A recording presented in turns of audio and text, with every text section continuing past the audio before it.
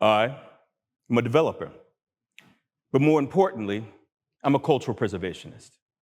Yes, I design spaces and buildings, but my ultimate goal is to build belonging. Because when development becomes transactional rather than an opportunity for transformation, we lose what matters most: legacy, identity, and culture. I was born in Compton, California, not the Compton you may have seen in headlines. Compton I knew was built on family, faith, fellowship, and resilience. Teachers lived next to jazz musicians, carpenters next to lawyers. My cousins and I learned to swim, my grandparents' swimming pool or in Luter's Park. Black cowboys mentored us and taught us farming practices in the community gardens of Richland Farms. Compton was holistic, not idyllic, it was proud and rooted. But even as a kid, I could feel the shift, the difference when I visited other neighborhoods, difference in resources, differences in investment. Access to opportunities simply weren't equal. Over time, I realized Compton's story was echoing across the country in communities like Harlem, Sweet Auburn in Atlanta, Greenwood in Tulsa, and right here, Overtown, Miami. Now, these were all once thriving Black communities that had later been threatened by economic marginalization and potential erasure. But Overtown's story is still being written. In fact, what we don't say enough of is that Overtown hasn't just shaped its own narrative. It has shaped Miami's richness, Miami's story. Overtown. Music, its food, rhythm, cultural influences, its brilliance have all been a part of what makes the magic city of Miami magical.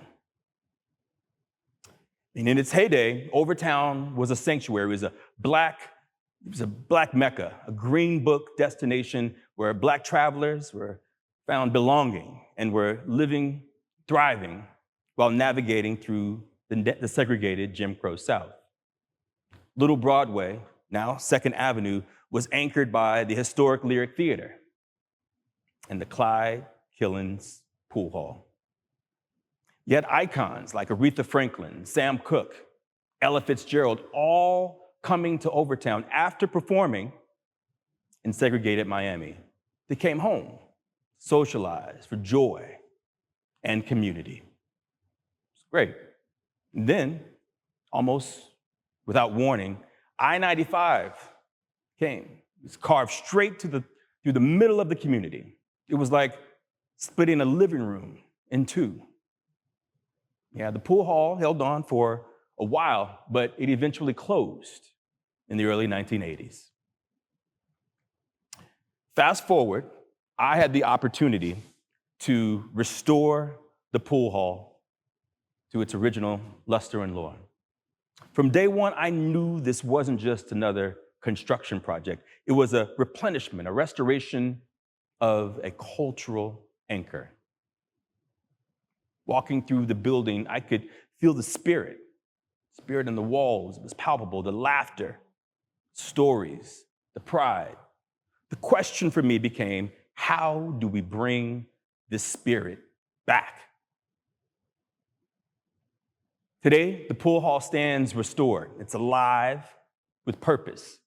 And I rebuilt it in conversation with its past, reflecting Miami's energy and the architectural heritage that once gave Overtown its distinct character.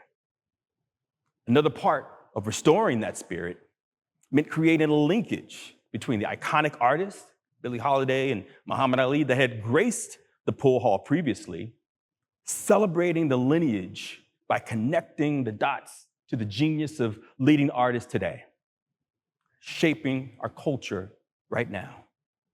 Derek Adams and Sanford Biggers, Theaster Gates and Mickalene Thomas, their work was included in the program not as decoration, but as an affirmation of our cultural capital and the idea that world-class art can live with and amongst the people. So with the support of my partners, the inspiration of the community, I restored the pool hall with reverence for the culture that built it. Not as nostalgia, but as a catalyst, a place for connection, creativity, and collective imagination, because placemaking ultimately is about people. So when we reopened the pool hall, something awesome, truly awesome happened. It became a space for organizing and for community empowerment. For the last 2 years, residents, fellow business owners, pastors, and purposefully officers from the local police precinct met in the pool hall every month to talk about safety, to address blight, and to imagine what Overtown's resurgence could really look like. Now, we haven't always agreed in this process, but we stay in the room and we listen to one another. One of our guiding lights was this incredible, amazing woman, Dr. Enid Pinckney. She was the savior of the historic Hampton House, the place where Martin Luther King would stay. It was here in Miami, and a guardian of Overtown's history. Our collective voice, her leadership, our efforts, got the attention of the city of Miami and helped us secure a $1 million grant towards safety and anti-blight efforts. Shortly after we received our award, Dr. Pinckney passed. But her mantra and the idea of embracing the collective spirit still guides everything we do today. So this work has reminded me of a principle that I learned at UC Berkeley. It's targeted universalism. It compels us to set universal goals and to use targeted strategies to lift those furthest behind. Because when people who are on the margins rise, the whole community will be lifted up with them. So the economic data backs this up powerfully. Closing racial economic gaps could add $5 trillion to the US economy. Parity for Black and Brown-owned businesses could create millions of dollars and nearly $700 billion in new revenue. And here in Miami, the potential gains exceed $30 billion. So that's education, that's healthcare, that's cultural investment. Equity isn't charity. It is a prudent economic strategy. So we put this practice into action. We partner with farmers to distribute more than 6,000 meals to food insecure families. We host literary events and financial empowerment seminars. We've adopted our local high school, the Booker T. Washington High School, invite students to experience our Black art collection, practice dining etiquette, and experience Overtown's history. All of this in the pool hall. So again, this isn't nostalgia, it's legacy. It's allowing the brilliance of the culture to edify the economy. This is infrastructure. So taken together, this all reflects a very simple truth, that our aesthetics, our traditions, our stories, they are not soft assets. In fact, they, again, are infrastructure, as essential as water lines or fiber optic cables. Culture is a utility. It is value. Culture is intellectual property. This philosophy guides my work beyond Miami. In Sweet Auburn, Atlanta, the birthplace of Dr. King, I've worked with stakeholders to realize pathways towards affordability and green, sustainable development. In Las Vegas, helping to retain community ownership while revitalizing the historic Jackson Avenue, the old Black Las Vegas Strip. And in South Dallas, supporting this incredible organization, Force Forward, as they raised over $45 million to restore their historic theater, the Forest Theater, also to support the surrounding community.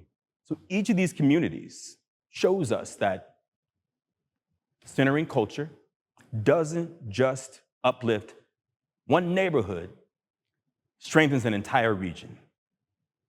So here's what this all comes down to. If we build buildings, but not belonging, we fail.